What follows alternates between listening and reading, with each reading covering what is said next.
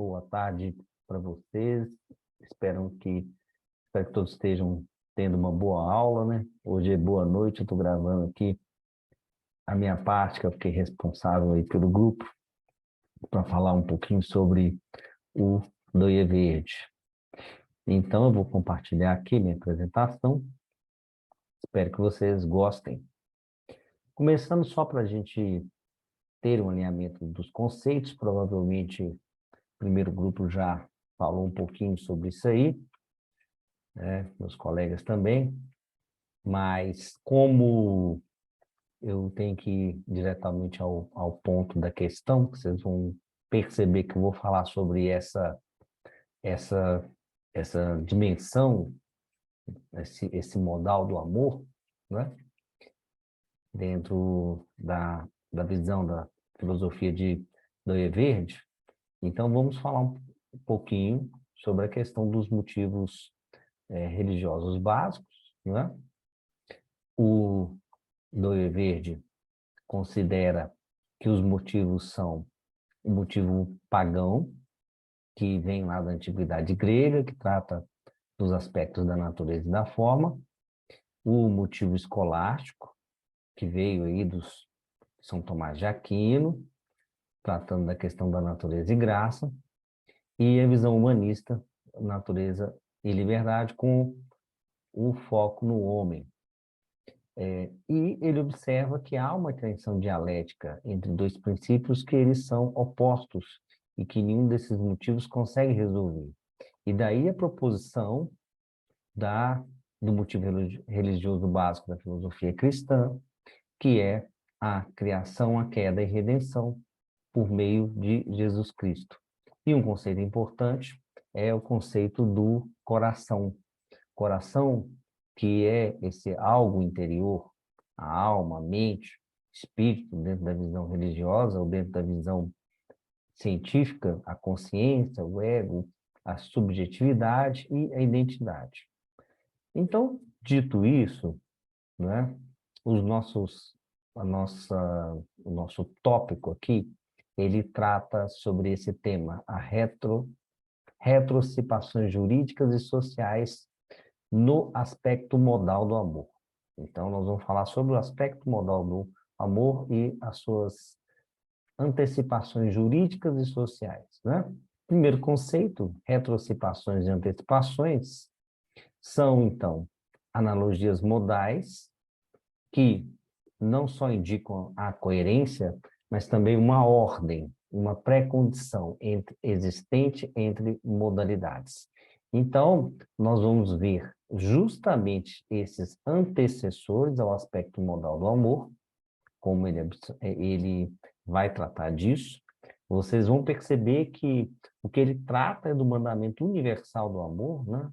Amai-vos a Deus sobre todas as coisas e ao próximo como a ti mesmo, e quais são essas implicações anteriores jurídicas e sociais. Primeiro ponto importante é que uma separação entre a questão do que trata de esfera jurídica e de aspectos morais. A moral, ela supostamente pode anteceder a esfera jurídica, já que trata-se da boa-fé, da boa moral e da equidade, que não necessariamente está suportado por um arcabouço legal, um arcabouço jurídico, né? E sob a influência de Kant, essa ordem legal, ela é vista apenas sobre esse aspecto externo. E Kant trata unicamente disso. Eu tenho outros slides ali que vão falar de forma específica sobre Kant, né? E a crítica que Doivert faz, e já a moral como uma disposição interior da vontade. E Kant faz muito bem essa separação, que depois é alvo da crítica de Doivert. Muito bem. Então, a ordem jurídica e moral, ela vai tratar dos seguintes aspectos. Primeiro, o aspecto do direito, né? O direito é uma ordem social externa e a moral é interna, do ponto de vista individual. A ordem jurídica, ela vem, então, imposta por uma autoridade externa e ela é sancionada por uma coerção organizada. Já a moralidade, ela está tanto do ponto de vista da consciência individual, quanto também de uma observação voluntária. Ou seja, você não faz porque é coagido, mas você faz por vontade. Então, essa questão da vontade, a gente vai tratar de forma mais profunda daqui a pouco. Ora, então será que existe algum aspecto moral da experiência com um significado moral irredutível? Então, essa pergunta que Doivert faz, né? Aquilo que não resta dúvida, então essa pergunta que ele faz. E vamos entender como é que ele chega nessa resposta. Bom, primeiramente, eu preciso separar aquilo que trata-se de experiência do mundo, que é a nossa relação com coisas impessoais, né? Como as leis, por exemplo. E a relação entre as pessoas, entre o eu e o tu. E essa relação, ela é uma relação que tem por base uma religiosidade. E ela não necessariamente está regida por aspectos modais das esferas jurídicas, não é? Então, nós temos que, nos motivos religiosos da natureza e forma, natureza e liberdade, entendeu?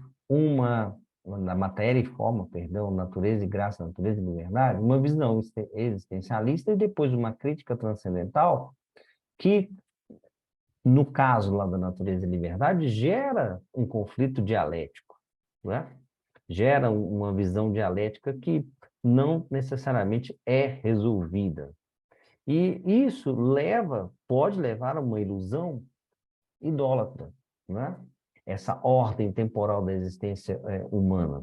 Ora, o mandamento central do amor, que é a proposição da filosofia cristã, que é a unidade radical, né? O amor sobre todas as coisas, e nós estamos falando, ele vai falar tanto dessa visão do amor eros, que é esse amor sensorial, quanto do amor ágape, entendeu? Que está sobre todas as coisas, né? E há essa visão de que o tomismo traz essa questão da ética natural e sobrenatural, separando essas duas coisas, e a ética aristotélica que vai na crença de um bem supremo. Bom, falando um pouco sobre essa questão aristotélica, a gente teve oportunidade, né, o nosso grupo mesmo que tratou sobre isso, ele está muito daquela doutrina do meio termo. Então, posicionamento entre dois extremos. Ora, esse posicionamento entre dois extremos, na visão de Aristóteles, significa o controle das questões sensoriais, o controle das paixões, um equilíbrio disso, e entre as regras da razão prática. A combinação dessas coisas leva, então, por um meio de um processo de treinamento contínuo, a essa disciplina aí do meio termo, de encontrar esse senso comum. Ora, a crítica a essa visão é que pode ser também muito útil para fins imorais, não só morais, como, por exemplo, a autoadoração, o imperialismo e a destruição de concorrentes, tal qual Doivert Verde apresenta. Muito bem. Na visão aristotélica, então, essa questão justiça, então, falta um critério que leva a uma origem, um critério modal, né? E a justiça, então, é concebida como uma virtude ética. Ela é virtuosa. Ora, ser ético e sem um caráter mortal irredutível, como é o caso do amor. Então, não pode haver uma moralidade autônoma, ou um padrão de bem ou mal, derivado somente da razão natural e realizado pela vontade humana. Essa é a crítica de Doivert. Essa disposição natural, essa disposição que independe, né, da disposição religiosa central do coração, é justamente o que nós expressamos na nossa vontade, na nossa relação com o outro, ou seja, os mandamentos do amor, né? Do eu que se expressa neles, como Hermann Doyoverge manifesta. Muito bem. Olhando sobre a visão kantiniana, então tem a outra crítica que Doyoverge trata sobre o critério de moralidade que é explorado pelo Kant. Em Kant, esse mandamento do amor, ele é rejeitado, né, como verdadeiro motivo do comportamento humano. Kant considera que trata-se unicamente de uma inclinação sensorial e que diminui a autonomia da moral. Ora, para Kant, então, a ética e a lei são um imperativo categórico, ou externo, é isso que importa. Essa ordem é criada a partir das experiências, numa visão da humanidade unicamente empírica, como é descrito por Kant. Isso leva, inevitavelmente, a um conflito da esfera religiosa central da existência humana, essa separação. Então, a gente conclui que o amor, na visão de Doyoverge, é a chave central e que nenhum ódio, nenhuma inimizade contra o próximo pode inspirá-lo. Existe o dever moral do amor, existe o dever legal da retribuição. Ele cita, por exemplo, que amar sobre todas as coisas, inclusive, significa amar aqueles que você considera como seus inimigos. Essa foi a visão que eu quis apresentar sobre essa dimensão modal do amor que ele apresenta nesse texto que eu fiquei encarregado. Espero que vocês tenham gostado, que tenha esclarecido um pouco mais sobre Doyoverge. Um abraço aí para todos.